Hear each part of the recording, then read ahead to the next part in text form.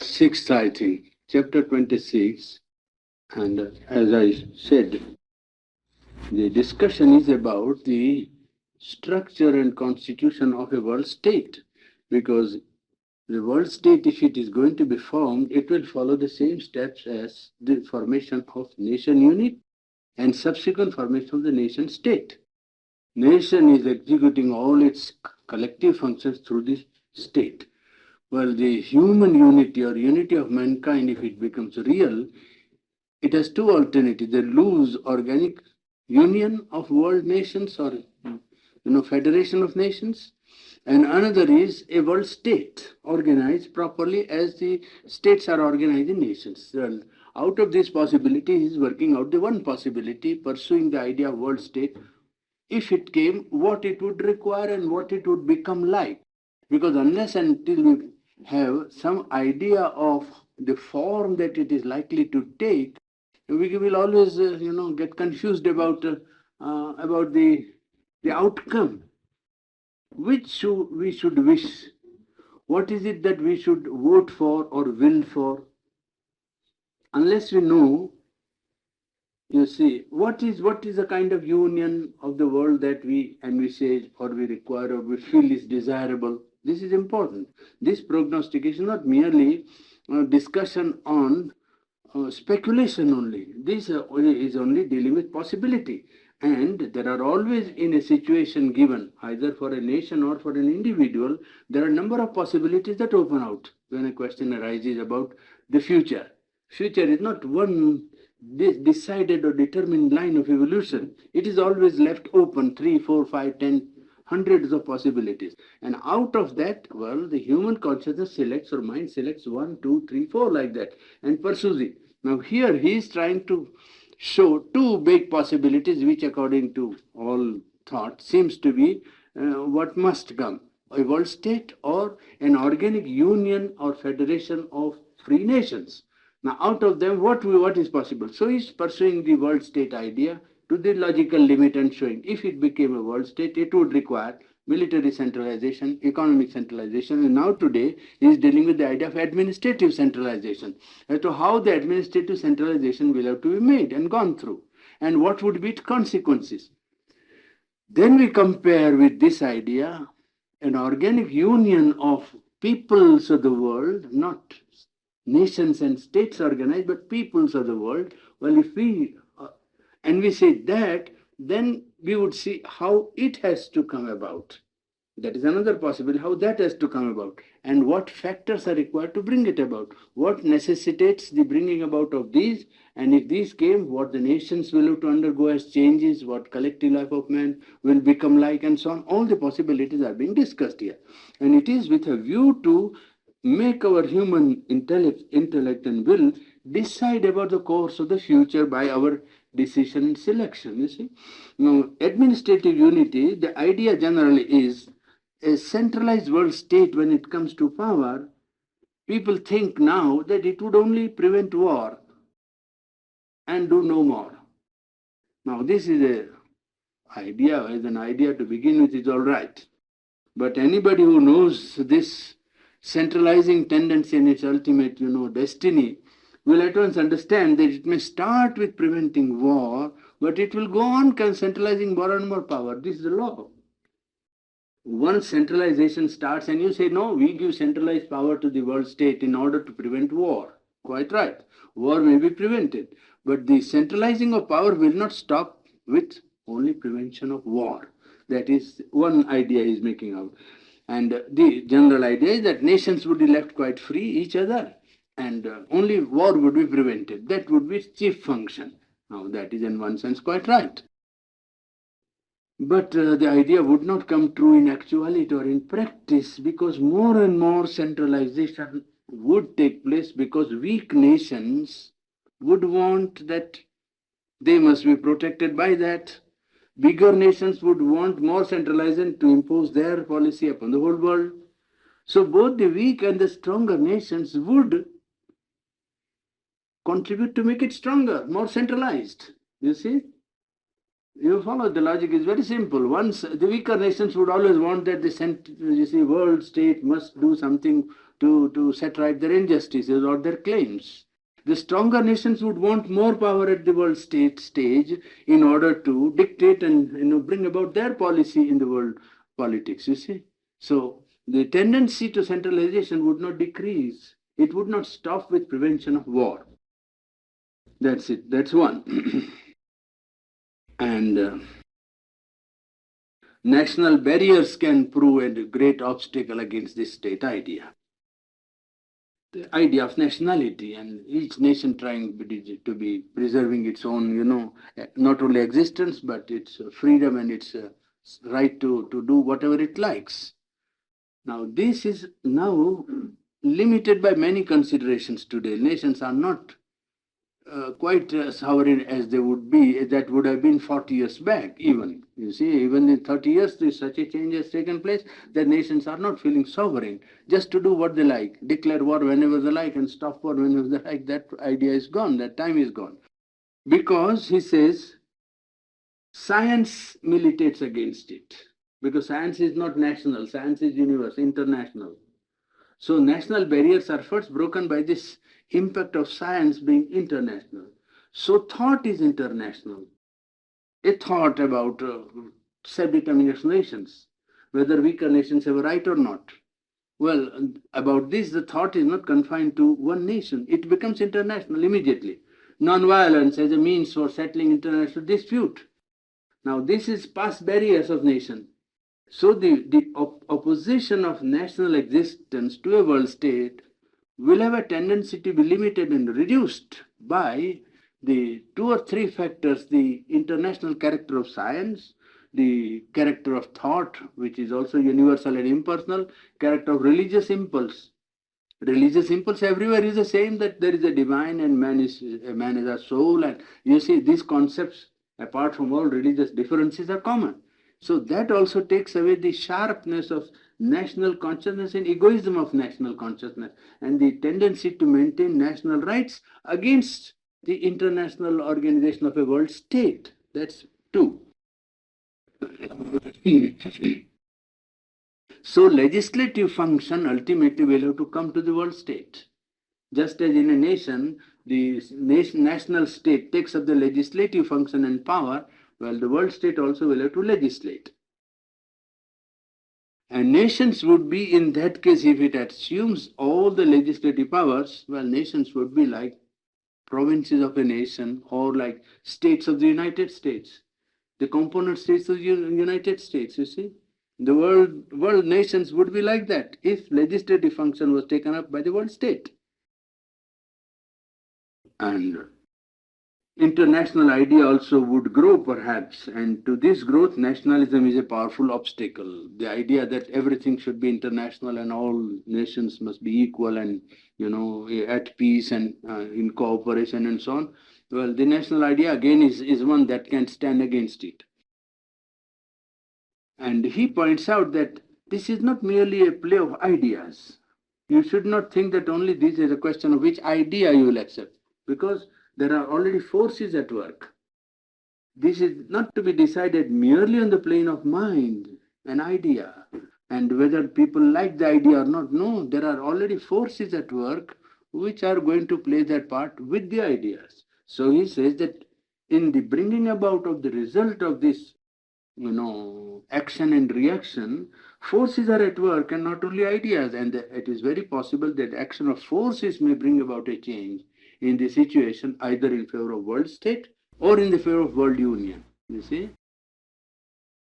The second factor, first, national barriers are now weakening against science and thought and religious impulse. Secondly, economic life of the world is becoming one.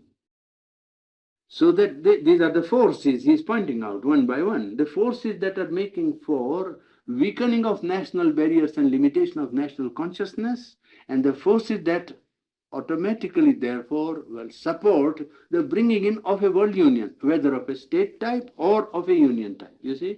But the forces, economic life of the world is becoming one and indivisible practically. And it is not as if the whole economic life had become unified and organized and rationalized, because there are two contradictory forces at work even in this unification of economic life of the world. One force is that interdependence is there. Therefore, they want that there should be not only peace but some understanding between nations, so that economic life can go on with this interdependence, interchange. More and more you maintain peace, easily you deal with others, and be of service economically to each other, and by interdependence, economic life can develop. So there is interdependence, and secondly, there is also jealousy and a desire for separate existence and separate prosperity. A nation wants to depend on others also, but at the same time it knows that we must become prosperous. And in fact, they are jealous also of the other nations. So the two forces which seem to be contradictory are at work. Major tendency being that the economic life is certainly tending to become more and more one and more indivisible. You will find at one stage it won't be possible to divide economic life of the world. That is going to come. But there are two forces at work, and they militate against the coming in of the new era. If the world state would come into existence, it would, first of all, not allow this separate economic jealousy and a desire for prosperity to gain ground, because it would first look to world interest. It would have first to consider the interests of the world, economic progress of the world, and would not allow the two tendencies to dominate the economic life of the world. And it can't allow the separate existence, and it can't have also the national, attitude in economic life of separate prosperous existence, and jealousy would not be allowed, because if it is allowed, the whole economic life of the world would be wasteful, waste of time and energy. It would become, overlapping over one another. Sometimes too much production at one place and too much, want at another place, and it would become very irregular so far as the world economics was concerned. That is one. And it would first look to the interest of the whole mankind as the first interest. And it would have then automatically to create a united economic life for the whole human race. First, it would not allow the national, jealousies and selfishness to dictate anything in international life. It would first give priority to the progress of the world in economics. That's one. And secondly, in order to bring that progress in the world, more and more it had to take up the organization of economic life of the whole world. It will have to slowly come to that. And at present, nations are free in maintaining the internal order of their own, states. Each nation is free. And crime also is a business that is given over to the national state. But when this super state or the world state would come into existence, it would have to exercise some kind of international supervision over crime, because crime is also international. There are branches of crime which are international. People doing one crime escape into another country. And they, not only that, but gangs go on supporting, the international criminal activity by escaping the jurisdiction of the nations. If a number of Frenchmen are settled here, well, the government here cannot do anything unless it is proved to the hilt, you see. And they escape because they can keep the outer facade of the law and go on doing their criminal activities. Well, this is worldwide organizations for heroin and, opium and dangerous drugs, and even looting and murder and so on are being are carried on. And nations are not enough to, there must be a supervisory international authority to track down crime, you see.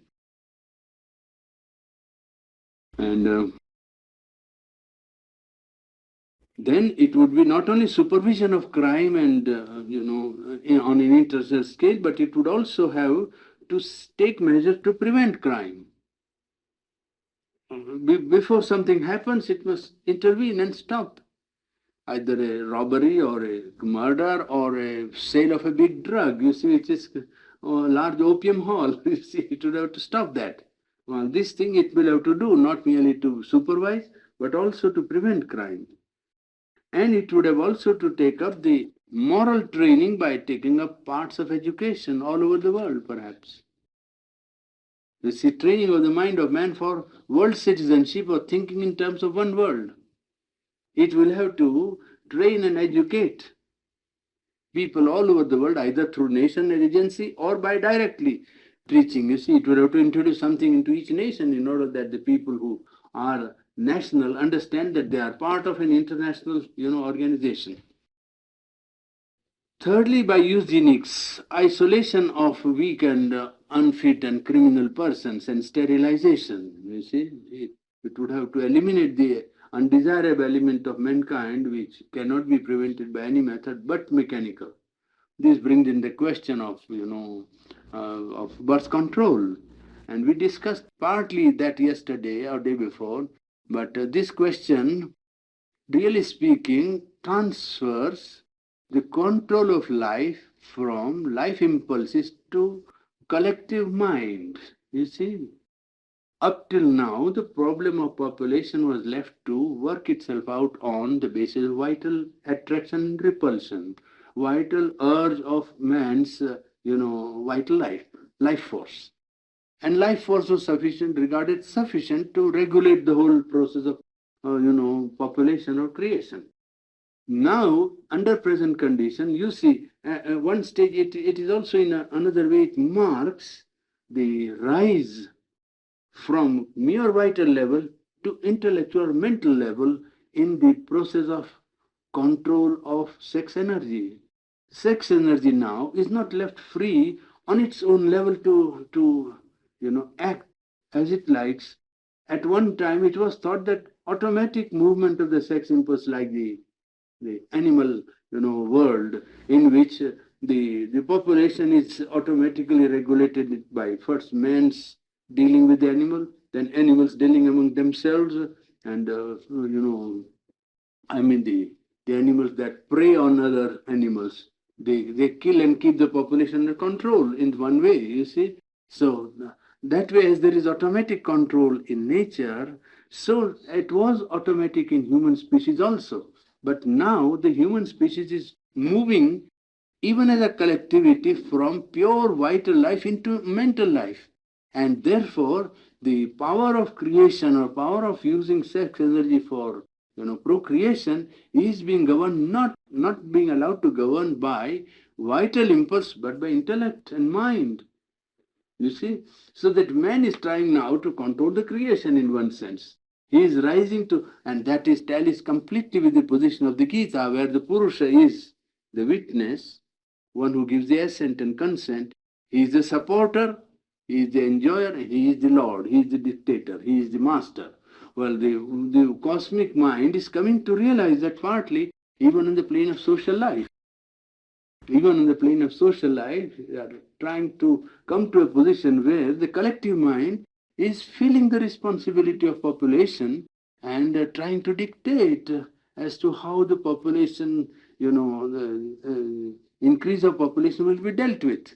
This transfer from the mere vital to the mental is a phenomenon which is perhaps not noticed much by people who want to, that whole control should be left to the vital as it was, you see. Now, there are also two schools so far as that is concerned. One school is to resort to mechanical and medical methods. And another school says that you must resort to psychological methods of self-control. Men like Gandhi, for instance, would always support that sterilization by artificial means is not correct method of dealing with the problem, or that birth control is not the right method of controlling the population increase. The only method, according to such thinkers or social workers, is self-control. You see, not birth control, but self-control. So, according to the birth control or sterilization are too mechanical. Now, that does bring in a problem of man's psychology in our view. But here, the thinkers who advocate sterilizing and birth control are moved by collective vision. They are not moved by individual consideration. Their consideration is that if you leave it free, normally 8 men out of 10 are incapable of self-control. You see, they would say, yes, you see, and how are you going therefore to to see that, you see, if 2 people out of 10, well, exercise control, the result is a lessening of a higher population, perhaps. And that is what happens in England. Actually, that has happened. The middle class and the intelligentsia always exercise intellectual and conscious control, with the result that the labor population didn't care for it. Well, the result was the increase, such a vast increase of labor population of the lower strata of society, that ultimately the whole society and culture would go down. You see, that is another danger.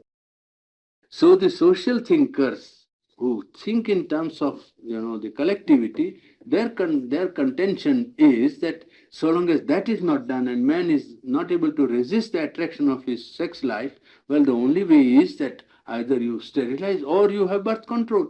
That is how they argue, you see. And between them, it's difficult to make a decision. I think the best decision is to cultivate the mind of the masses to the need, if preferably of self-control, if unable, well, the necessity of birth control. And that even in country like India, where these things were regarded with a great, traditional and outlook, which would be called, semi-moral or religious, even there the villagers are actually taking to birth control. You'll be surprised to know, but I know from my doctor friends who are practicing in the hospitals, hundreds of people are going in for birth control because their economic life is such that if there is a large family, they cannot support it.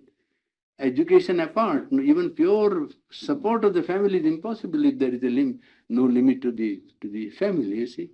So, well, these are the two schools. We say one is trying to put in the idea of self-control, and another is trying with sterilization, birth control. Sri Aurobindo here advocates eugenical methods because he feels that criminal tendency can be transferred by, heredity, and it is better to prevent a bad heredity in human species. This he feels strong here. In this part of his writing, he is almost positive about criminal tendency being inherited by the future generation without their responsibility. I mean, they would be not responsible for the tendency. Probably it would come through heredity.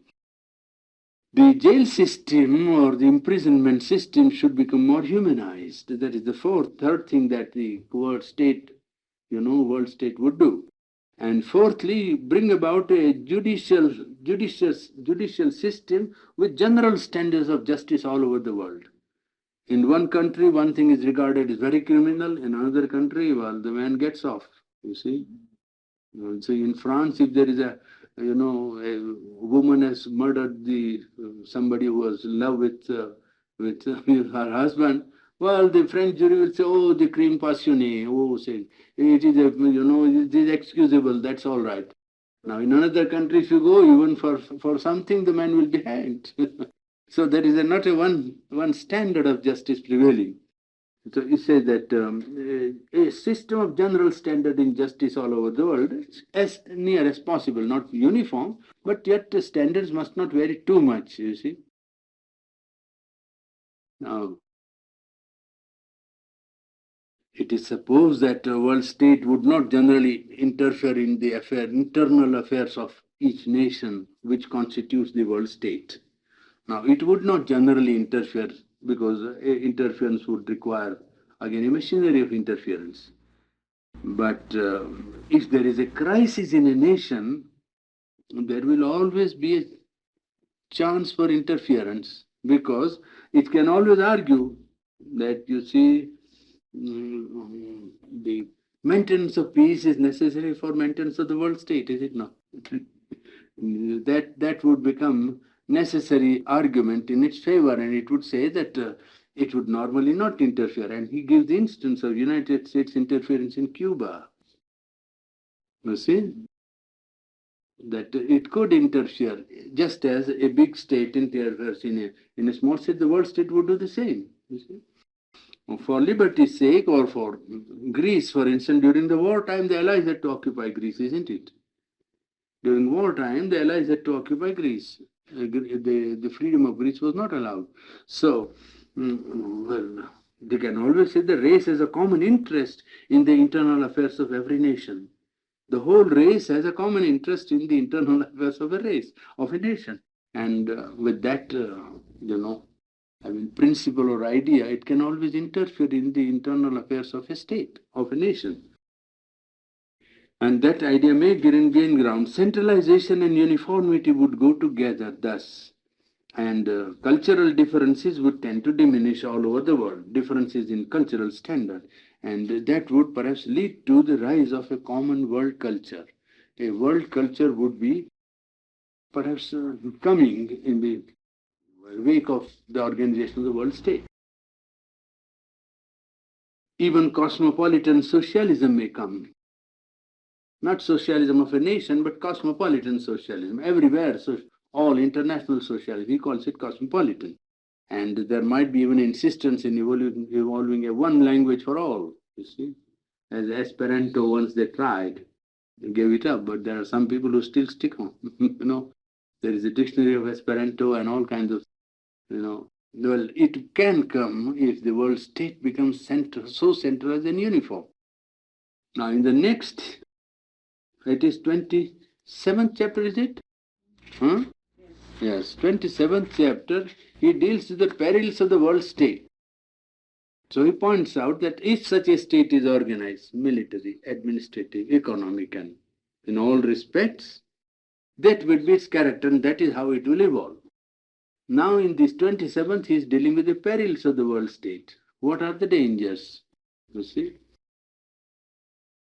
This world state idea, in fact, he says, represents the modern mind at the highest point of its self-consciousness. There is no doubt it's the highest concept to which human mind could go in organization of outer collective life. And therefore, it represents the modern mind at its highest point of self-consciousness. And therefore, it should not be considered as utopia, something that is impossible. In fact, it is becoming inevitable outcome of the urge towards human unity. It is going to become inevitable in the sense that the whole trend is to create unity of mankind. And either this way or that way, it may not be state way, but it is there. Now, if the state principle is admitted in the organization of this human unity, then uniformity, regulation, mechanization, and centralization must come. That would be its logical end, he says. That would come. Whether in beginning it is there or not, in the beginning there will be only prevention of war, but ultimately it will tend to create that situation in which everything is centralized, uniform, regulated, and mechanical. Perhaps socialism, as he said, would be its end. In Asia, one particular phenomenon is that there are not that kind of organized nations, but there are peoples. You see, he makes a distinction between peoples and nations. Nations have a more organized or more conscious political and economic existence, while peoples have a more social and you can say ethical or religious or some sort of other values which puts them together, some common acceptance of ideas and ideals. You see, that makes the people. So he says in Asia there are not so many peoples as not nations as peoples. And if all mankind, means all the nations of mankind, can preserve that instinct of the people, then a single human people also, with free association of the units, is possible. That can come about. Here, complete centralization is one peril, one danger. Interference in nation also a possible interference second. Tyranny of the whole over self-hypnotized, of the self-hypnotized mass over its constituent unit is quite possible. That the whole international group would not tyrannize over one or two nations is not inconceivable. Because if you see a nation that has dictatorial power or has a state socialism, it does not hesitate to crush the freedom of the groups. It was illustrated in Russia. You see, in Russia, the what he calls here the tyranny of the whole or self-hypnotized mass, whole mass, can always, tyrannize over the constituent groups. That's what they did in Ukraine, yeah, in White Russia, and all the parts that were not falling in line with the Russian line of, thinking along socialistic lines or communistic lines. And so it happened in Italy also. The same thing happened in Italy. In Italy, in the fascist regime, well, the whole did, crush down the freedom of the groups. So that can happen in the world state and union that might come about. And to say that democracy is a guarantee for individual liberty is not right. Because when a monarch or an absolute power, dictator takes away power, the injustice is flagrant and immediately seen. But in democracy, when freedom is taken away, the individual is more helpless. Because the argument is that it's democracy. And democracy can do it more effectively, absolutely more effectively. So democracy is not a guarantee against, taking away the liberty of the individual. And such a state would have to give, at least if it is democratic, freedom of speech, freedom of thought, and freedom of association. And what it would do in that case is, to control the freedom of thought, it would try to control education. It will try to control education, indoctrinate the younger generation with its ideas, so that when they come to think, they will think only what the state wanted them to think. It doesn't last for very long, you see. It can last for 20, 25, one generation, and then 25 years for one generation, but can't last forever. It didn't last in Russia. You see, they tried to put down books that wrote something which would mean, ultimately against communism, or something that did not agree with communistic ideology. Well, those books were banned, and people were, books were not allowed to sell. In fact, I think somebody who wrote about evolution was not allowed to sell his books. See, that became a public case and so on. It came out in international literary world. Now there, the ideas of the writer were not in keeping with the ideology of the communistic state. You see, now that is what might happen. He says that in order to control the thought, they might control the education. But even after education, the human individual might revolt, because you cannot hypnotize the individual for all time. Yes, for some time, 20 years, but 30 years it can submit, and then afterwards the individual will find out. And there will be outside public also. One reason was the outside world was there, which was all the time, giving its free opinion about whatever Russia was doing. And those people are bound to know that certain people who have intellectual probity or honesty are thinking along different lines. So then naturally they will also have to think. That is how Stalinism had to be given up, you see. It had to take such a long time, but ultimately Stalinism had to be given up.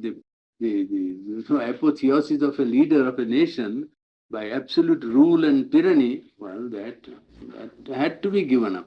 How many people went to gallows for that? So many people were shot, is it not? I mean, one by one, the leaders of each party was got rid of, simply because they didn't want any difference, any opposition. The steamroller must go on. That was the idea. Well, steamroller did go on for 30 years. And then afterwards, people who were crushed under it and who escaped something of it had to say, well, this is not quite right.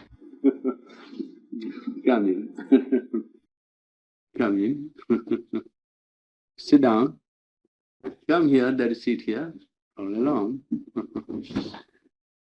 So, we are discussing about the perils of the world state. We are going through ideal of human unity, and we have covered about 27, 8 chapters. So, we are going in for this idea, perils of the world state, and 3 or 4 perils have been already counted, and we are coming to the end of that idea, where the freedom of speech, freedom of association, and freedom of thought will be given if there is a democratic constitution. But given even the freedom of speech, thought, and association, the state can always dictate the thought through control of education and training, you see, by creating cultural values favorable to its own outlook. And that is what it can do. Even if somebody escaped this dictatorial, dictation of thought through indoctrination by education, an individual can rise and revolt. In that case, he will be an anarchist, isn't it? He will plead only anarchism because now the highest organized state is the socialist state or communist state. I mean, the one in which every activity of the individual is dictated by the wisdom, collectivity, and the knowledge and plan of the whole state. State is working out everything for the individual. Individual is not allowed so much to think and bother about him because everything is thought out for him. Well, in that case, when he finds that the thought and indoctrination is not convincing, he will rise in revolt and say, no state is required. That will be the logical outcome of human thought. Would a state allow that is a problem. Would a state would say that now state must be liquidated, isn't it? Well, that would be the result of freedom of thought. First, the freedom would be restricted by control of education and indoctrination. But if that didn't work and somebody said, well, state is not necessary, what would the state do? Would it allow this freedom of thought? And he puts a question and says, well, you have to answer this question if you want to go in 2 points he is making out. That the union of human race has become a practical necessity. And there are 2 possible, forms which it is likely to take. That's what we have studied from 24th chapter right up to now. World state or a organic union of world people. You see? Now, yes, that's it. That's where we are. And he has shown military centralization, administrative centralization, legislative centralization, and economic centralization. How far it will organize itself and what are the possibilities of such an organization and what would be its repercussions upon the national life of constituent elements of that world union. And he has shown that there would be even interference in the nation, internal life of the race, of the nation. It could also do many things which we have already gone through. And now, in the 28th chapter, he takes up the problem of diversity in oneness or uniformity. Unity, diversity in unity. Diversity in oneness. Now, he says that unity is an idea which is not at all unreal or arbitrary. Unity is necessary. When we plead for and try to give arguments about the world state and its organization, we do not say that because there are dangers, let us not have unity. That is not the point. Point is unity is essential. In fact, idea of unity is not at all arbitrary. Unity is the very basis of existence. Without unity, there will be no life. All life is based on unity. You go back to the past, to the lower strata of creation or the whole cosmos, and you will see that the whole creation there is based upon something that is a unifying element of life in the vegetable kingdom, element of life in the insect and the animal kingdom, vegetable kingdom. Matter itself, you find a unifying element of energy pervading everything. So unity is the basis of existence. But then uniformity is not the law of life. Unity is the basis of life, but uniformity is not the law of life. Life exists by diversity, in fact. Life does not exist only by unity. Life is based on unity, but it continues its existence by diversity, differentiation, variation, a necessary change in the form and functioning. It insists that everything, even while one with all, in its universality, shall, by some variation, become unique. And that is the working out, as we saw from Life Divine Study when we finished that study, the coming down of it is really the practical application of, you see, the manifestation takes place of an omnipresent reality which is triple, which is not divided into 3. It takes 3 positions. It is triple. It is seen in 3 stations or 3 statuses of itself: the transcendent, the universal, and the individual. This is one. This is not to be considered as if there were three. This makes the whole process of creation or the movement that we see as the world or universe. So in it there will always be an insistence on creation of the individual. Uniqueness. In the whole process of universal creation, there is no repetition. There is no coming to an end of the power of variation and creativity. Infinite power of self-determination. Each determination, because it is of the absolute, because it's a determination of the divine, because it's a determination of the supreme, because it's a determination of infinite consciousness, existence, and bliss, each is unique. There is never a necessity to say, oh, it must be repeated, or now the variation has come to an end and everything must become uniform. Two leaves of the tree are not the same. Uniqueness is driven to such an extent in the constitution of the cosmos that two leaves even of a same tree have not the same outer form. It always differs. This uniqueness, you see, is the basis of individuality. And it is that which makes, well, you call it, there is no creation without that. The uniqueness is necessary. Order is the law of life, for instance. Those who plead for uniformity always say that, but we are doing it out of for this need of order. Now, order is indeed law of life, but not over-centralization. Make a distinction. That is called thinking. You see, that is called a seer who points out, and can hair split and yet point out something which is absolutely fundamental. All the world over they are saying about unity and uniformity and order. Yes, order is all right, but not over-centralization, one, and not artificial regulation. You see, there should not be any artificial regulation. It is just like a gardener who takes hold of his garden and says, now, this must be the pattern, design. Well, it fulfills his mental idea of what is uniformity. An order is created, which is no fulfillment of the plant life. Order is there. Order, nobody says that it is not order. But it is not real order from point of view of Sri Aurobindo because it is unnatural, isn't it? I mean, artificial regulation, it's not an order that comes from within. He artificially cuts the plant into a size of a square or an oblong or a circle or an animal or whatever he likes. And he thinks it is very fine because his sense of order is satisfied there.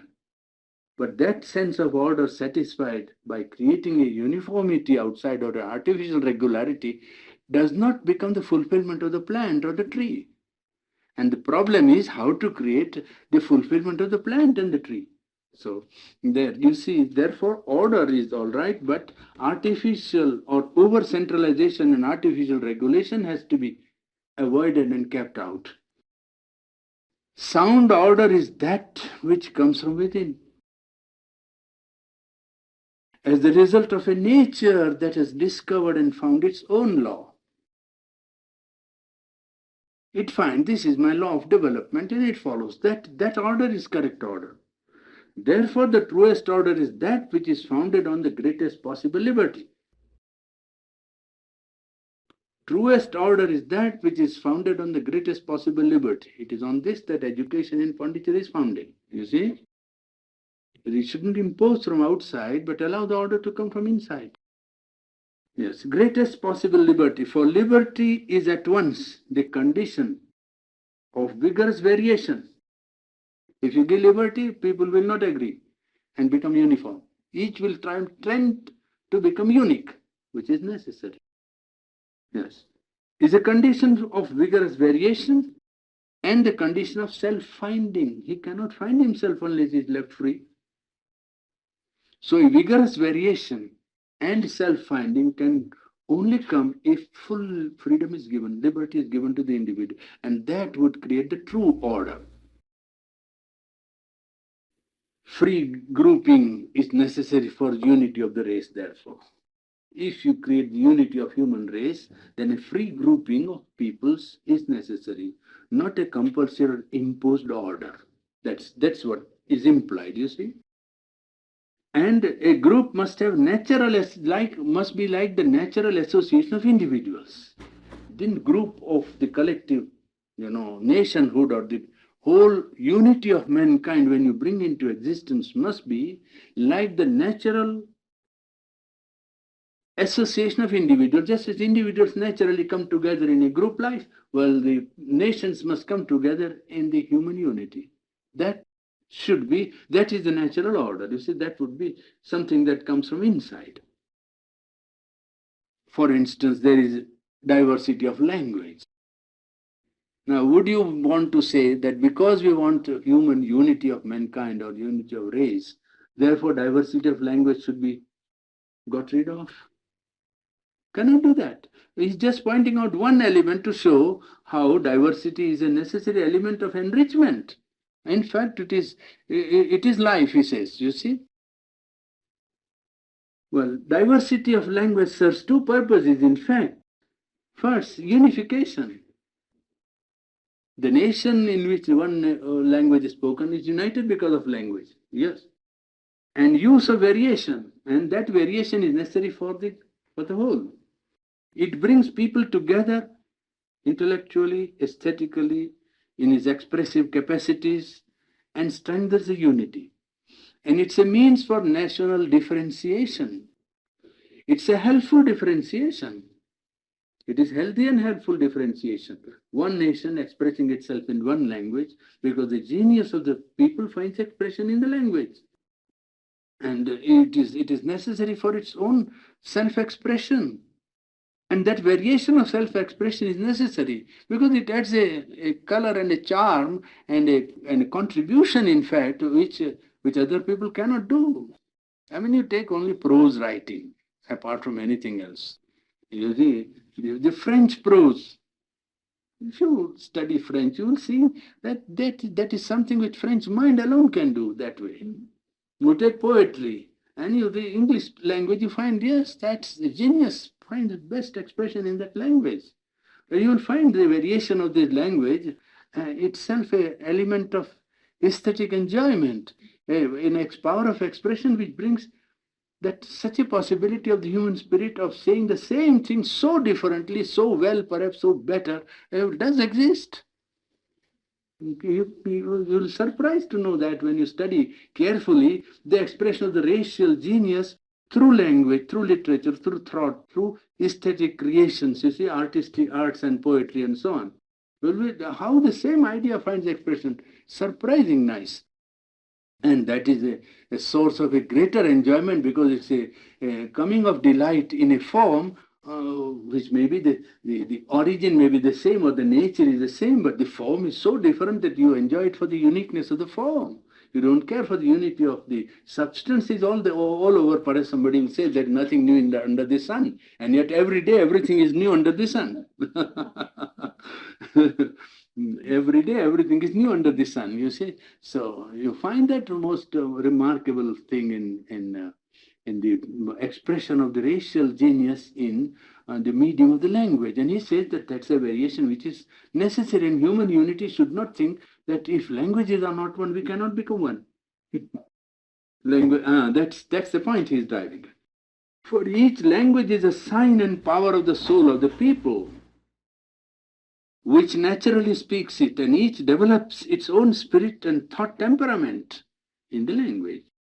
Therefore, it is of utmost value to a nation, to a group soul, to preserve its language, to make of it a strong and living cultural instrument.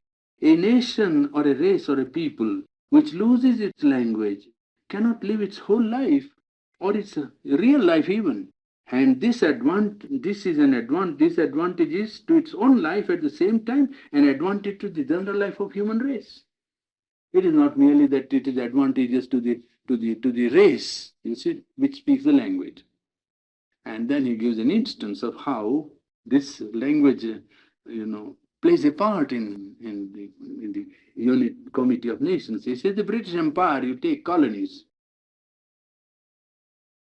They don't count much in the culture of the world because they have no native culture, and because the speech, the fact of their speech, well, they are always regarded and have been acting up till now, at least, as provinces of England. That was true of even United States till yesterday. That nobody in Europe, at any rate, here, whatever might have been, thought seriously of the literary and cultural contribution of America through language.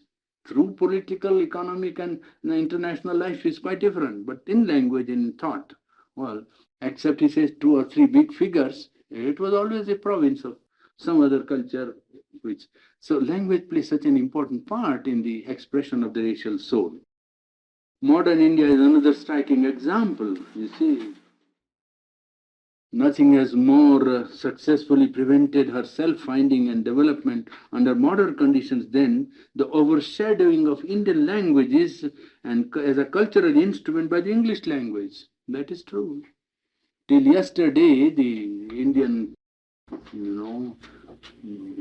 14 languages were almost, under a sort of a ban in which they couldn't progress and develop. What developed was in spite of the pressure.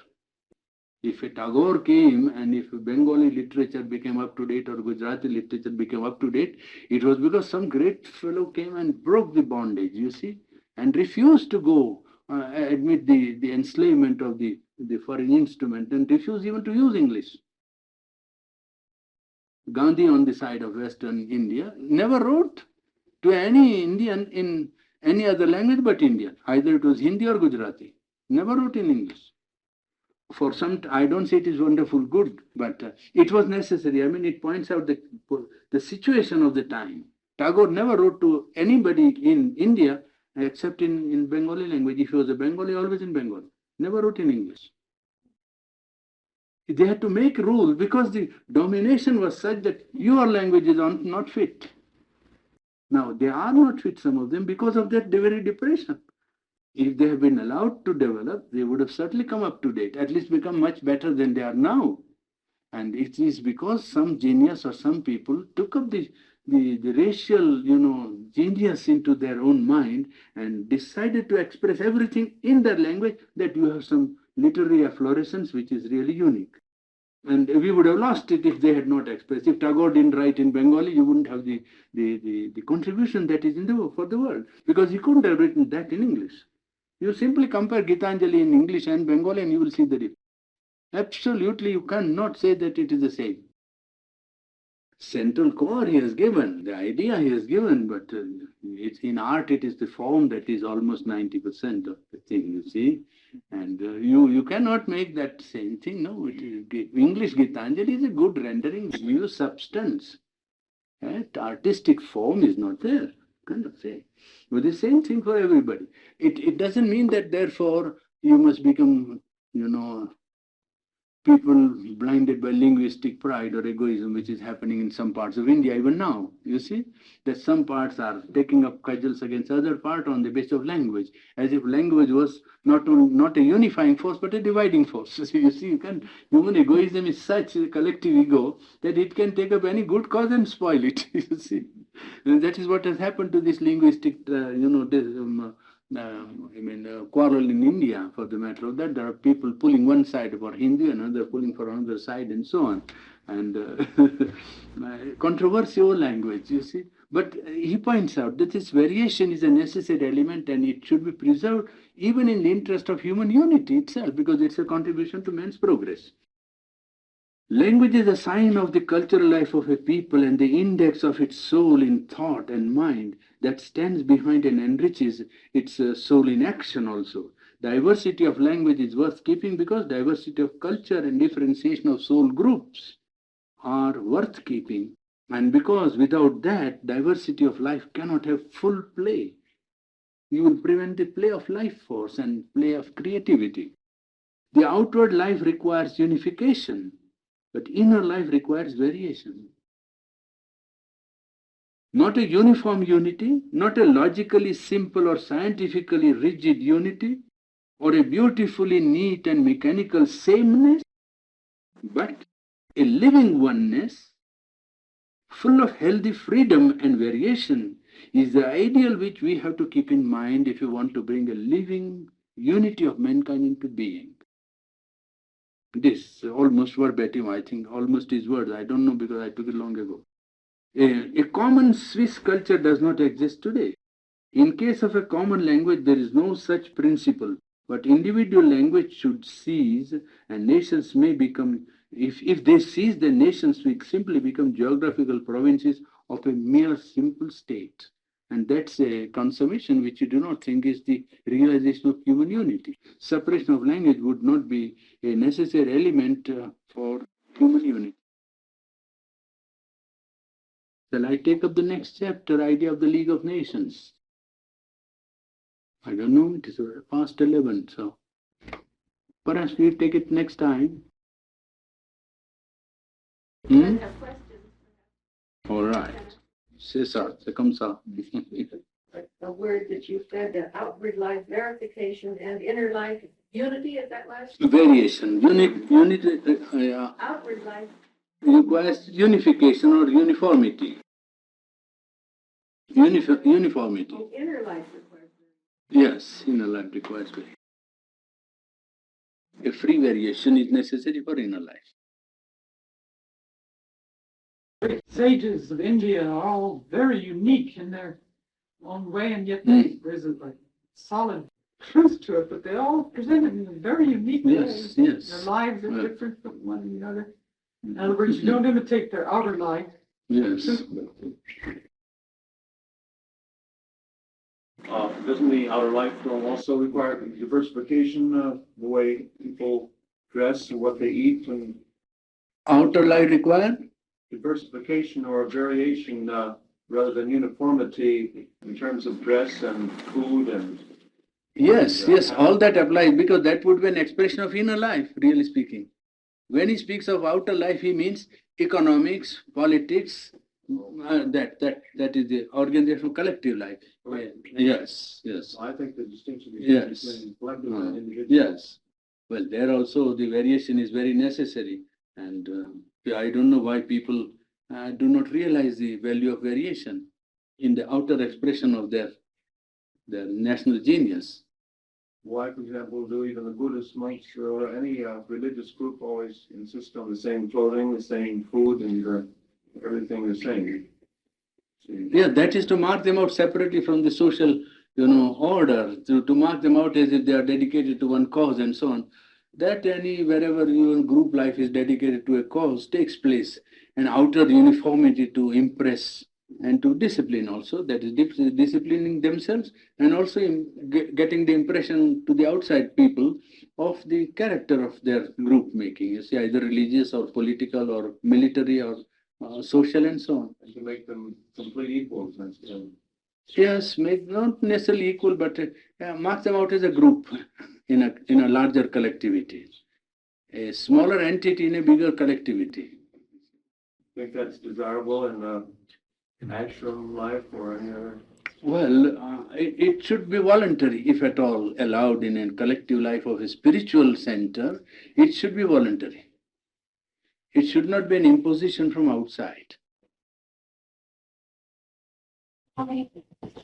This idea of uniformity, I wouldn't say a problem, because the way I want to put my question, which is rather ambiguous in my own mind, I can't say it's a problem. So if the spirit inhabits the form, we'll say, in a large measure, collective sense, the spirit inhabits the form, we'll say, in the, take example, modern art. If modern art is, the modern art form is abstraction, is there for a purpose. You see, the spirit is utilizing, let's say, that form, no matter how imperfect it may be in the hands of most individuals.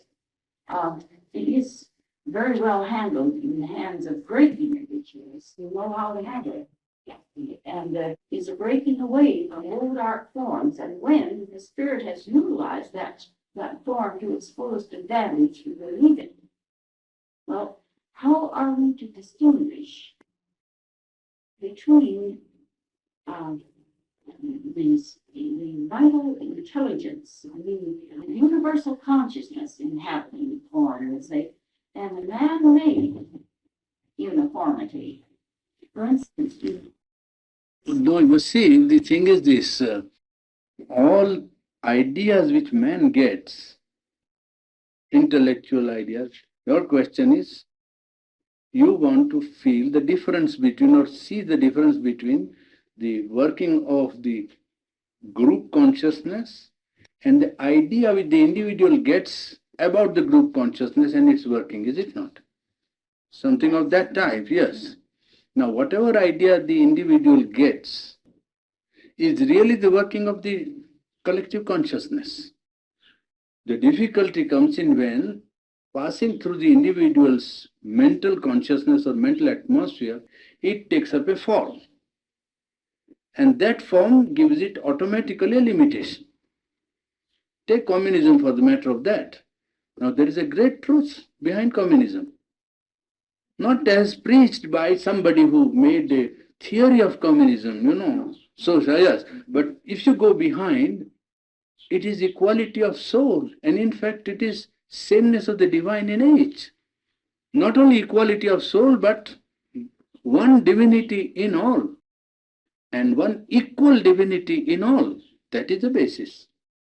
It is from that, now, from the collective life, the collective consciousness, the universal consciousness feels or felt that this impulse or this working was necessary for social reconstruction. So, world idea or world force, when people are trying to find what should we do? Now capitalism is doing this is injustice, one man is earning a lot, all the laborers are doing and getting nothing, and so on.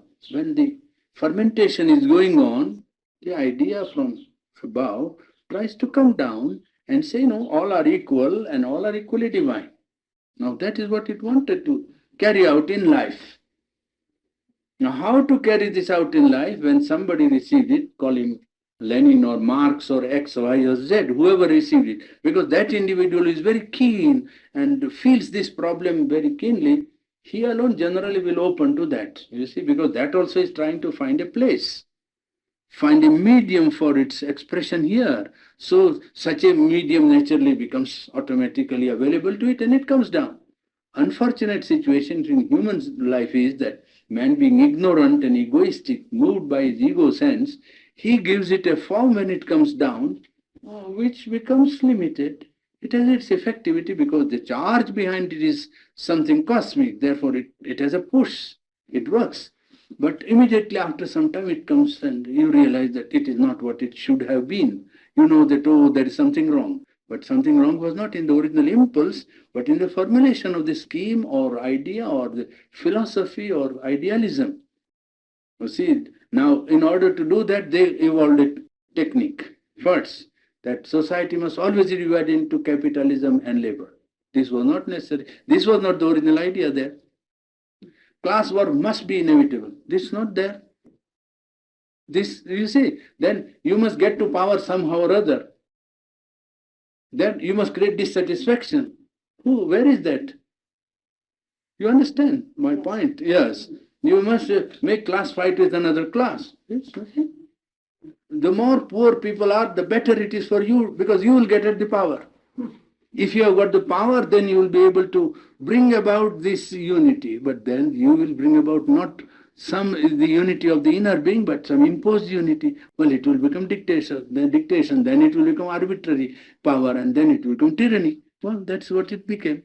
It becomes like that. This is how the original truth gets, deformed and misapplied in life and, well, creates problems here. But through that, something is done. I don't say that that's all waste. Something is done. Because the gross injustice to the large mass of labor is brought to notice of the whole world. And even the capitalist world is not now capitalist. You see, it is wrong to say there is a capitalist world. There is, really speaking, not that capitalism which was in the Victorian times. If one studies carefully, capitalism undergone such a change that you can't now call it that capitalism. It is much change. I don't say that all its evils are set right or that it is a wonderful system. No. But apart from that, the impact of this has been felt. What I mean is, you see, the impact of this outlook is felt all over. Even in countries which have not accepted the ideology of socialism or communism. So the same in art. The impulse is to create something new and get out of the classical mold, that's all. What the artists were doing before, they say we want to create from inside. Former artists were looking to outside. Now we want to create from inside. From where? So somebody said sensation. Quite right. You attended my lecture there. Yes, so somebody said impression. Fourth said cubism, means it's a mental imposition of a form from the mind. Cubes don't exist, but cubes exist here, and you want to impose those cubes from, we want to create from inside. That was the basic movement. There is, Sri Aurobindo would say perfectly right. Now, which inside? Because there is number of stages, number of staircases, and you can go to this, or you can go to that, or you can go to that. Now, which inside? You can go down. There is a ladder which will lead you down. So if you go down, you can also say, well, this is from inside, but which inside? It can be from the drain. You see, you can just, yes, it is from inside, but inside it can be from the drain. So, therefore he pleads that no, when you go inside, then try to go to the true center, your psychic being, your soul. Don't try to go to your vital. You may do great things and mighty things if you go to the right, even vital center, because vital is creative and a very powerful instrument of expression. But that would be also a creation and very good creation. But if you want truly to create, I mean from inside, the best is to retire into the psychic being, the soul, and take the inspiration from there and create. Then you will see that it is not from below or horizontal level, but from above that you have to bring down art. Then you have to rise to a plane of intuition, a plane of inspiration, or a self-existent plane of harmony which already exists. And contact that plane and make an opening in your consciousness to that plane, or call down that plane to come down into you. Then what you create will be truly something from inside, you see. It may be an abstract form, it may be concrete form, it may be anything. But that will be worth, creating in the world of art, because that will be really harmony and beauty brought into this world.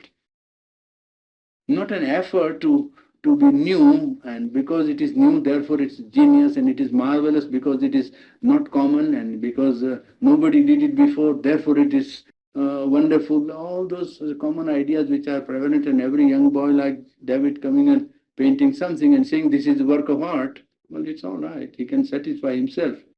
The world of art is impersonal. There is a perception in man, and the perceptive capacity or faculty of man must appreciate it also. If art is communication, then one has to see whether he is able to communicate, or whether there is anything worth communicating. Simply because the form is new, it is not aesthetically justifiable. No, not at all. That is the trouble with all arts, not only the outer. All arts are now in a cauldron, because there is such an upsetting of values of aesthetic enjoyment now, that everything is upset, and that will sometime it will be like that. The highest fulfillment of art, of the various arts, the highest fulfillment of the arts. Well, to create divine beauty, to bring down divine beauty on earth. Can you picture it through the integration of the arts, music, dance? It depends. Each art has its own fulfillment, you see, because each art takes up a different medium. And the expression of the art will be through the medium. So it will have to conform to the technique of the medium also. You see, the same thing expressing itself in stone will not be the same as expressing itself in color, or expressing itself in poetry, or expressing itself in dance, you see. Can they be integrated together, though, into a kind of... Well, as yet there is no, human being hasn't got such a versatility as to equally command all the instruments of, or media of self-expression. Even I think one of the rare geniuses like that, Leonardo da Vinci, for instance, you see. Now you can find that there was something that went into science and went into mathematics, went into painting, went into something else and so on, and created something. But even then perhaps one would have always a limitation. Because human being generally has a formulation of nature in which certain faculties are more developed automatically by past evolution or by choice than other faculties. And an integration of art for the sake of artistic expression doesn't come to an artist easily, because the medium which is his he is so much absorbed in it that he cannot put himself out and think of something else, you see.